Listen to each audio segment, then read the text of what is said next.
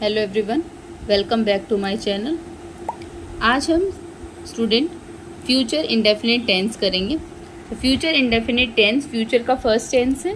Present indefinite tense हो गया अपना, पास्ट इंडेफिनिट हो गया, ये है फ्यूचर इंडेफिनिट टेंस। इसमें हिंदी में जिन वाक्यों में गा गे गी लगता है, जैसे वह खाएगा, वह पिएगी, वह सोएगा, वह वहाँ जाएगा, वह उसको तंग करेगा, उन वाक्यों में ये टेंस यूज होता है। ठीक है, अब हम सब्जेक्ट और हेल्पिंग वर्ब इनके बारे में अभी स्टडी करेंगे, रूल पढ़ेंगे इनके।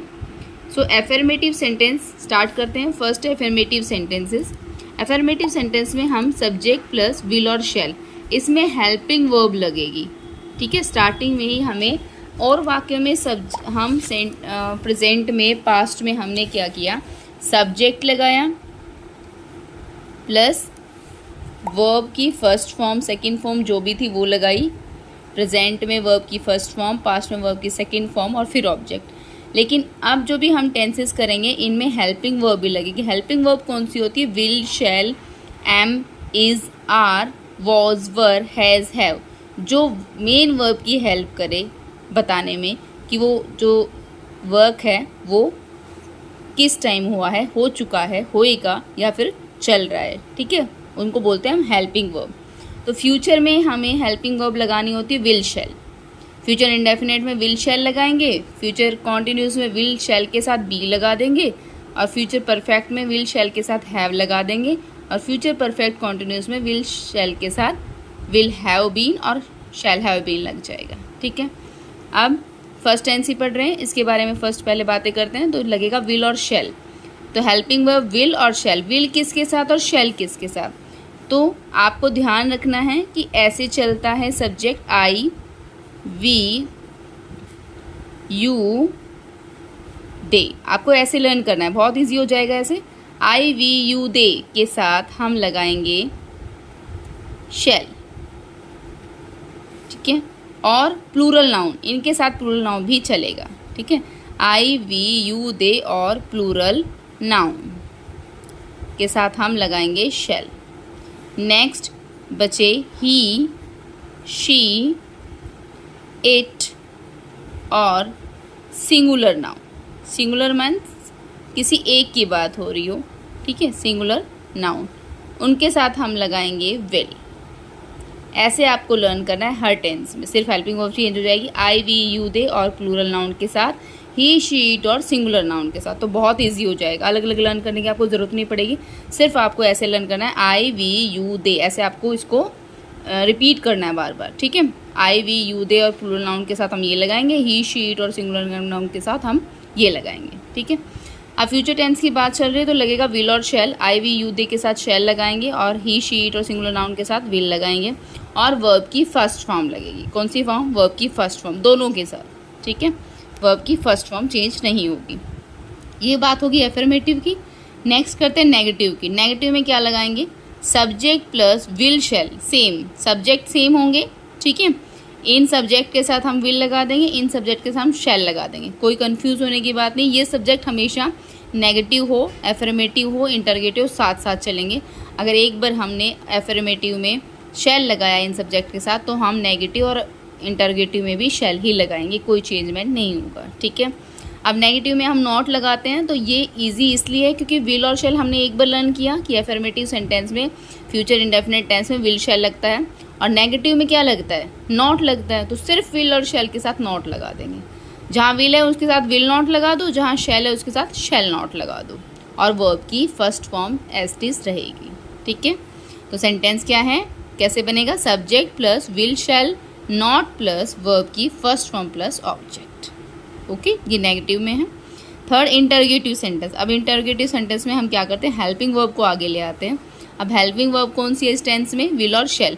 तो विल शैल को हम आगे लाएंगे, जहाँ विल लगाया हमने वहाँ विल को आगे लाएंगे, जहाँ शैल लगाया हमने वहाँ शैल को आगे ले आएंगे, प्लस सब्जेक्ट, सब्जेक्ट पीछे चला जाएगा, प्लस वर्ब की सेम वही फर्स्ट फॉर्म और ऑब्जेक्ट, बस कोई चेंजमेंट नहीं। ठीक है, समझ में आया? हेल्पिंग वर्ब लगेगी विल शैल, और वर्ब लगेगी वर्ब की first form. Will shall play, will shall take, will shall give, ऐसे। ठीक है, अब सेंटेंस करते हैं। फर्स्ट एफर्मेटिव, सेकंड नेगेटिव और इंटरगेटिव। ये आई, वी, यू, दे और प्लूरल नाउन आपको हर टेंस में लर्न करना पड़ेगा, क्योंकि जो हेल्पिंग वर्ब वो हमेशा दो दो करके आते हैं, या फिर एक में सेम आएगी, किसी में सिंगल आएगी, उसमें ये लर्न करने की जरूरत नहीं, उसमें सभी सब्जेक्ट में हम वो हेल्पिंग वर्ब लगा देंगे।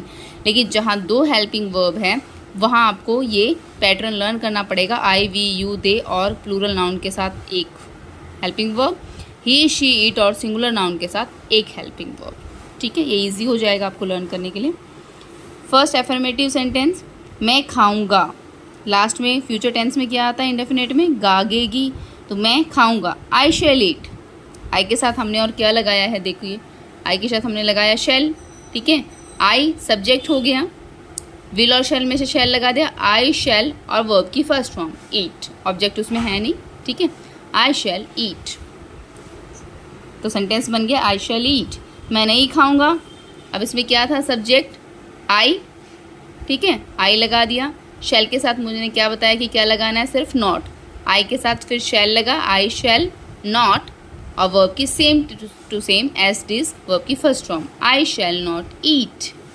सेंटेंस बन गया आई शैल नॉट ईट, बहुत इजी है। ठीक है, अब क्या मैं खाऊंगा, तो हेल्पिंग वर्ब आगे जाएगी, सब्जेक्ट पीछे आ जाएगा, शैल आगे आ गया, आई पीछे चला गया, शैल आई ईट और क्वेश्चन मार्क। ठीक है, सेकंड सेंटेंस, वह खेलेगा, ही विल प्ले।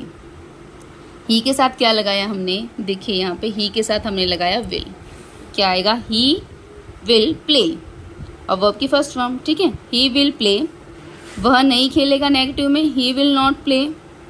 इंटरगेटिव में क्या वह खेलेगा, विल ही प्ले, विल आगे चला गया, ही इधर आ गया, विल ही प्ले। और इंटरगेटिव नेगेटिव बनाना हो तो क्या वह नहीं खेलेगा, तो विल ही नॉट प्ले।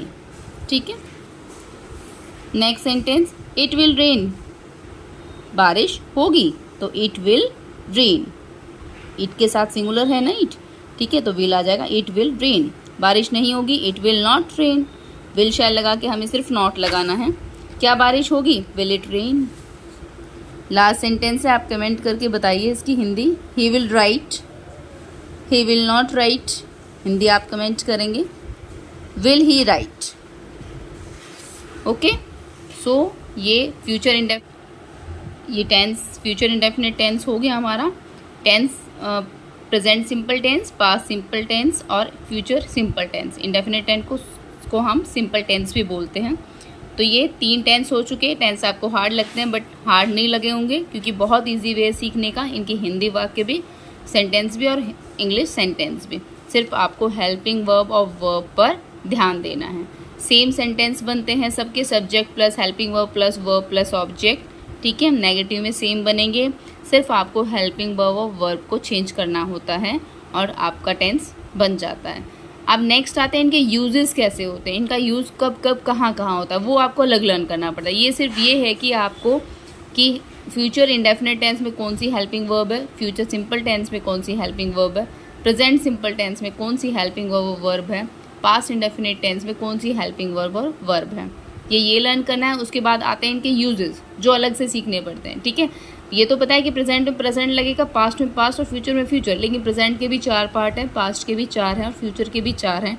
इसलिए हमें उनके यूजेस जो हैं वो अलग से लर्न करने पड़ते हैं कि फ्यूचर इंडेफिनिट टेंस कब यूज़ होगा, कॉन्टिन्यूस टेंस कब यूज़ होगा, फ्यूचर परफेक्ट टेंस कब यूज़ होगा। ठीक है, पहले आप इसको हेल्पिंग और वर्ब जब आपको कन्फर्म हो जाएगी, क्लियर हो जाएगी, सेंटेंस के आपको सेंटेंस बनाने आ जाएंगे टेंस पर आपको, ये कि आप फ्यूचर इंडेफिनिट टेंस पे 10 सेंटेंस बना लीजिए।